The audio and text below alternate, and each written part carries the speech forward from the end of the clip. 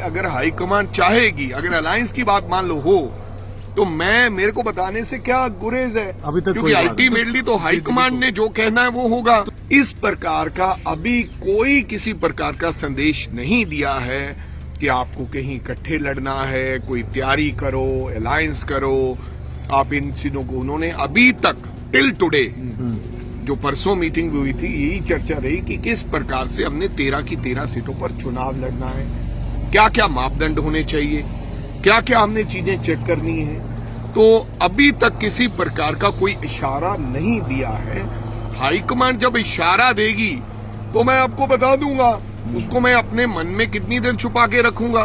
किसी समय भी कल को अगर इलेक्शन आते हैं तो आपकी तैयारी मुकम्मल हो, और कहां से किस प्रकार से लड़ना है, किस प्रकार से कैंपेन स्टार्ट करनी है, और कौन कौन उम्मीदवार होंगे, और क्या मापदंड है कि कैसे व्यक्ति जीत पाएगा और कौन जीतेगा, और इसमें तमाम कास्ट कॉम्बिनेशन, तमाम लोगों को रिप्रेजेंटेशन के हिसाब से आप जरा आपका हिसाब किताब बना के रखो।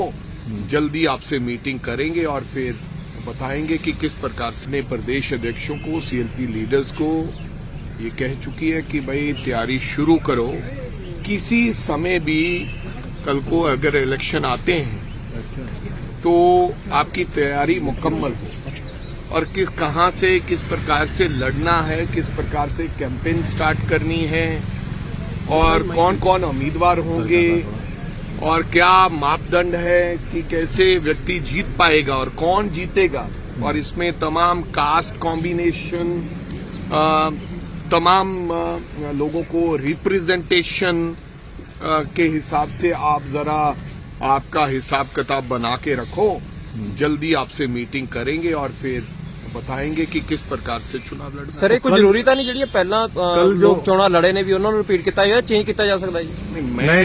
देखो, ये फैसला, अंतिम फैसला ऑल इंडिया प्रेसिडेंट खड़गे साहब ने करना है और राहुल गांधी और श्रीमती सोनिया गांधी ने करना है। लेकिन मेरे को लगता कि पूरे देश भर में जो लोग जीत पाए चुनाव, चाहे वो कोई भी हो, उनको मेरे को लगता है इस बार सीरियस कैंडिडेट लिया जाएगा, क्योंकि हमारे पास जिस प्रकार से हालात हैं, हमें ऑन मेरिट, ऑन ग्राउंड्स और नॉट इमोशनली हमें प्रोफेशनली काम करना पड़ेगा।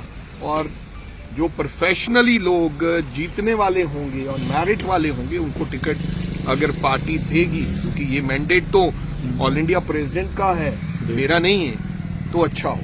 सर, जिस तरह से ने कोई बात की है, खासकर अब क्योंकि अलायंस का भी समय आम आदमी पार्टी को लेकर कोई बात रखी गई पंजाब है? में नहीं, इवन मैं ये भी आपसे क्लैरिटी कर दूं, बहुत से हमारे नेता सक्रिय रहते हैं बयान देने को।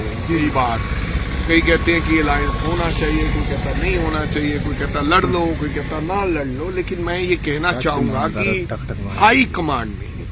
हाई कमांड यानी कि खड़गे साहब, कोई ऐसा कोई संदेश आएगा तो मेरे पास आएगा, बीइंग ए पीसीसी प्रेसिडेंट। इस प्रकार का अभी कोई किसी प्रकार का संदेश नहीं दिया है कि आपको कहीं इकट्ठे लड़ना है, कोई तैयारी करो, अलायंस करो, आप इन चीजों को। उन्होंने अभी तक टिल टुडे जो परसों मीटिंग हुई थी, यही चर्चा रही कि किस प्रकार से हमने 13 की 13 सीटों पर चुनाव लड़ना है, क्या क्या मापदंड होने चाहिए, क्या क्या हमने चीजें चेक करनी है। तो अभी तक किसी प्रकार का कोई इशारा नहीं दिया है। हाईकमान जब इशारा देगी तो मैं आपको बता दूंगा, उसको मैं अपने मन में कितनी देर छुपा के रखूंगा। कोई भी ऐसी बात है, अगर हाईकमान चाहेगी, अगर अलायंस की बात मान लो हो, तो मेरे को बताने से क्या गुरेज है, अभी तक क्योंकि अल्टीमेटली तो हाईकमान ने जो कहना है वो होगा। पर हाईकमान भी आज की डेट में यही चाहती है, और जो हमें डायरेक्शन दिया है हाईकमान ने, मेरे को कल कहे कि नहीं 5 सीटों पे काम करो, तो मैं बोलूंगा हाँ भाई ठीक है, 5 पे करता हूं। मेरे को अभी तक परसों की मीटिंग तक यही संदेश है कि आपने 13 की 13 की सीटें की तैयारी करो।